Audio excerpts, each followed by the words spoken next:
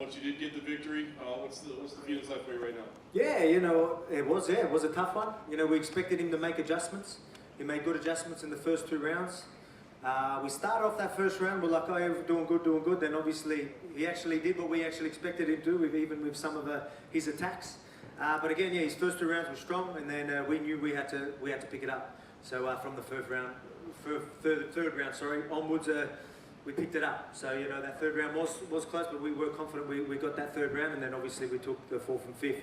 So yeah, tight fight, but when the judges were, the scorecards was getting announced, we were pretty sure we got the last three. So happy with the win. To beat Max back to back like that, that's saying something. I'm happy to finish the chapter. On to the next. You said those two opening rounds, man, he looked maybe as good as he ever has. Mm-hmm. What's going through your head at that point? Because he was having a lot of success and incredibly relaxed, and it looked like it might be a long night. Yeah, it was. Yeah, even for me, I was just way too relaxed, to be quite honest. And he was making good adjustments, and it was hard for me to pull the trigger and things like that. But there was things that we had to work on, and then luckily my corner were talking to me, and he did things that we sort of expected him to do it, but it just took me a while until the third round to actually start getting things moving. So I don't know what that was, whether it was no crowd or whatever it was. It's like, wake up, get punched in the face so you can wake up a little bit. But again, the first two rounds were tight, but again, I showed what champions are made of, you know what I mean? To dig deep and show, that I've got so many tools. Make adjustments mid-fight like that. He made good adjustments in between the two fights. I made adjustments in between the fights. That just shows you my fight IQ. It shows you the type of fighter I am, and it shows you, a great heart and what champions are made of. Obviously, he's a popular figure, so there's a lot of people going, oh, he didn't win 3, 4, 5, but you guys said you were confident. So what would you point to in 3, 4, 5 to tell people, this is why we make those rounds? Yeah, well, obviously, fourth and fifth, I'm pretty confident. Most people would know I clearly won that. That third round was probably a little bit closer out of the three last ones. But, obviously the takedowns and, a lot of my shots I feel like were better shots anyway, to be quite honest. But then first two rounds, again, I'm a realist. I'll tell you, I believe that he started off well. I come back from the third onwards. Again, I showed what champions are made of. This sport isn't easy, and sometimes you're going to be put in these positions, and only certain champions can dig deep like I did. And again, I'm proud that I dug deep and got the job done and bring this back home to Australia and to my family. You said closing the chapter. Certainly there'd be no need to do a third fight right now. But do you feel like you're done with them forever? Do you feel like maybe at some point down the line, because the fights were so close both times, that a third fight might be interesting? Oh, mate, look, you never know. Again, I'm not going to, obviously he's got to go through the ranking system again now. And, I don't think the first fight was close. This was probably closer than the first fight, but again, I got the job done. You know what I mean? It doesn't matter. Again, I feel like I could have done a lot better, but I've still showed that I'm the best fighter in the world, even today. So, I believe I finished that chapter. I don't know where he goes from here, whether he wants to move up, I don't know, but again, I've done what I had to do. And, I'm proud of that. And again, I bring this back home, so I get to bring that back to my family. And I've got my eye on these contenders, whoever it is, whoever's next. There's that top five, they're about to fight each other, and I've got my eye on every single one of them. Nice. Last thing for me, you said you'll take on anybody, I guess. Is there a schedule? I'm sure you want to go home and enjoy your family a little bit, but how do you see things moving forward? I guess you're kind of tied to when you can fight because of this whole COVID situation, but what do you think the plan is for you? Well, we're back to full contact training back home, which is good. So now I can have real camps, and I can travel and do that as well. So I want to fight at the end of the year. Obviously, get a real camp in. I'm not making excuses. No one had a real camp really, but I feel like I can definitely do a lot better. And with a full camp later on this year. Again, I'm going to keep proving myself as the best featherweight of all time. I really think I'm a few defenses away from that, a couple defenses away from that. I'm the best featherweight in the world right now, but I want to be GOAT. And you need title defenses to do that, and you need number one contenders to do that. So I've got my eye on every single one of them. Hopefully, we can see who's that number one contender before the year's out. In the first fight, you felt you won comfortably. Was there any doubt in your mind when the judges were reading out the scorecards tonight? I wouldn't say doubt, you know what I mean? Obviously, I trust my corners. They were saying that it's up to that third round. That third round was close. We think you've done enough, but we'll see. You know what I mean? So that's they're realists. They're going to tell me how it is. So I knew we had to see how it goes. I was pretty confident that I did enough in that third round, and the judges thought so as well. So again, this is a crazy sport. For you to come back from being down and not being able to get yourself going and then waking yourself up and being like, come on, you got a belt, you know, you got to bring this belt back to your family. It shows you what type of a champion you are, and shows you the heart, determination, and that's what it's all about. You know what I mean? I'm all about that. I'm all about that hard work. I'm all about determination, you know, good morals, values, and all that type of stuff. And, you know, I got to show that tonight. So, you know, I'm proud of that. Do you think the slow start could be because of the time you had to fight? Mate, it was again, I don't want to make excuses. That's not the type of person I am, but there was a few things. There was a few things that were a bit off, and I felt it. I definitely felt the changes. Getting woken up last night for USADA wasn't a great start. I don't know what was the go with that, but yeah, playing with my sleep fight night was pretty rude, I thought. But I mean, again, I'm not going to make excuses. What time did they wake you up? Well, I wanted to sleep because obviously we have to be up. I was getting up at like 2:30, 3 o'clock. That's what I wanted to do. So I've been sleeping at like 7.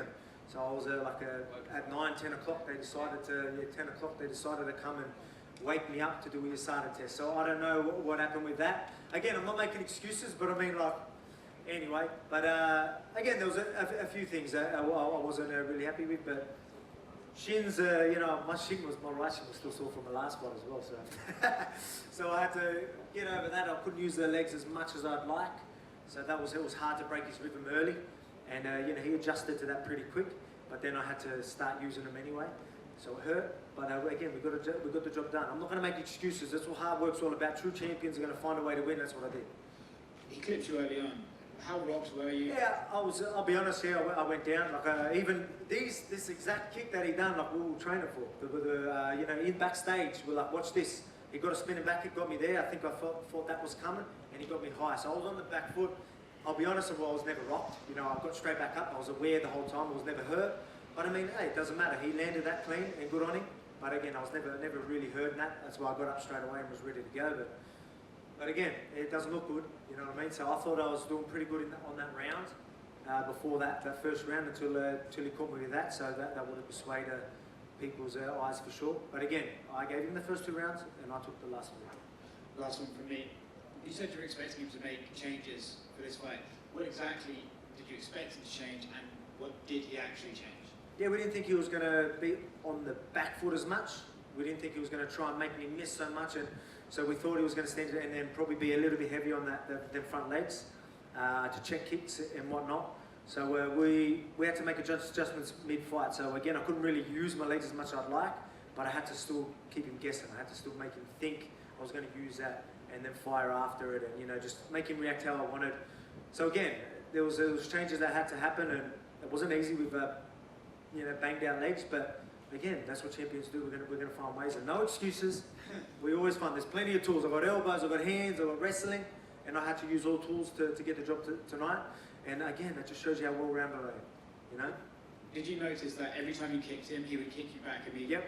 Yep. Do you think that was so he would override? Yeah. Again, it was just like, oh, I don't want him getting these points. You know what I mean? Maybe he's like thinking of it that way. But again, him doing these things, him checking kicks, him doing that, he's still reacting to what I want. You know what I mean? I had to capitalize that. The last 3 rounds, I started capitalizing on that. The first 2, I didn't really. You know, again, I was a bit scared to use the kicks and then follow up. And again, he done a couple of things that, you know, obviously throwing knees up and then made me hesitate a little bit until we figured him out in the last 3. I made the adjustments and then started picking the jabs and picking the shots and the takedowns. Thank you. Congratulations on the title of the champ. The Schmo got text messages, voice messages from Henry Cejudo. Okay, yeah. And him, he's calling it theft, and he's challenging you, telling you to bend the knee. I know you want #1 contenders, featherweight division. Does that fight entice you at all with him? Yeah, you know, let's be realistic. Well, fighting him again, he's done great things in his divisions. You know, I've got nothing but respect for the man, but at the same time, me fighting him ain't helping my legacy. I've got #1 contenders, I told you. If I want to be the GOAT, I'm going to take out #1 contenders. If someone's going to cut in front of the line, like Cejudo, pay me the money and maybe we can make it happen. You've got to make it worthwhile for me because I want that GOAT status. Taking Henry Cejudo doesn't really help that. I believe people are going to know I'm expected to win that. No disrespect to him, but you know, this is a whole different league up here with these big boys. So, and I'll show that if that fight was to ever happen, I'll show him this in his division. And again, that's what people are going to know if I take him out in my division. You utilized the wrestling in this match, the Hickman wrestling. What makes Max Holloway so difficult to take down and stay there to the ground? Yeah, he's just got good takedown defense. But I mean, because he made adjustments with other things, you know, again, I don't want to give too much away, but you know, he was standing his ground with checking the kicks and not taking the backward step, so left openings for other things. You know what I mean? So again, it just shows you how diverse I am, and you know, if one thing doesn't work, I'll find another. It took me a couple of rounds, but 3, 4, and 5 I did it. So that just shows you, again, I sound like a broken record. That's what champions are made of. That's what needs to be done when you're in this. You know, when you're fighting the best, you need to work hard and you need to get that. I'm gonna swear, I'm allowed to swear. You need to get that shit done. At the top on Wednesday, you got Calvin Cater, you got Dan Ige. Are you looking at someone who's active or someone like a Zabit? Who in this division really has your eye right now as this thing plays out for your next challenge? Like I said, I've got all of them. They're all like, it seems like they're all in the same boat. One big win, everyone's screaming their name. I guarantee you, whoever gets the biggest win, everyone's just going to be barking their name at me saying that's the fight to make, that's #1 contender. And then I'm going to be like, let's do it. Any one of them, whoever looks the best, whoever people think's my hardest #1 contender, whoever's the toughest fight for me, bring it on. I'll show you I'm the best featherweight in the world, and that's how you get that GOAT status. Defenses against the best. That's how it's always been. You know what I mean? This is what martial arts is all about. It was a ranking system for a reason, and I want them #1 contenders. Whoever people think can beat me, I'll take him out and show you I'm the best in the world. And lastly, I know it's from the same part of the globe, different country, same team. How are you going to become more popular than your teammate Israel Adesanya? He's on the cover of UFC 4. We have the reveal behind you. Say that again? How are you going to become more popular than your teammate Israel? Mate, we're doing great things on our side of the world. You know, he's a teammate of mine. We're both doing big things, and it's only going to get bigger. You know, I mean, everyone's going to be screaming our name, you know, throughout for the next couple of years. So again, I'm just going to keep defending this belt, show everyone I'm the best, be the GOAT. You know, everyone's going to be screaming my name, and everyone's going to be screaming my name as the GOAT. So again, tonight was a hard fight, but I got the job done against one of the greatest featherweights of all time. People try to say that I beat him back to back. I didn't have to take this rematch. People got to remember that. People saying, "Oh, he deserved it, I won." Again, I've got respect for Max, but I won 5 rounds to nothing. I believe that was a pretty clear-cut win. Again, it was still reasonably competitive, but I won. But again, I knew people would want to see a rematch. There was no one else in the division. Bring it on. It just shows you what type of champion I am, and I beat him back to back. Finish that chapter, on to the next. Congrats, fam. Thank you. Alex, one at the back over here. Now that the fight is behind you, any plans to actually try to enjoy the island at all? I know you mentioned in an interview the other day, tried to get out on the F1 track. Any plans to have some fun tomorrow? Yeah, we went on that Formula 1 track. That was unreal. So that was pretty cool. Fight week shenanigans. It was all right. You know, we got to do that. They took us out on an Aston Martin and some other car was drifting, and it was good fun. We actually really enjoyed it. Yeah, man, I wish I could do more, but we leave tonight. So maybe have a couple of beers or something, or we'll just have a bit of fun, and then we've got to head off. So can't get too drunk. Not on the plane. All good? Thank you.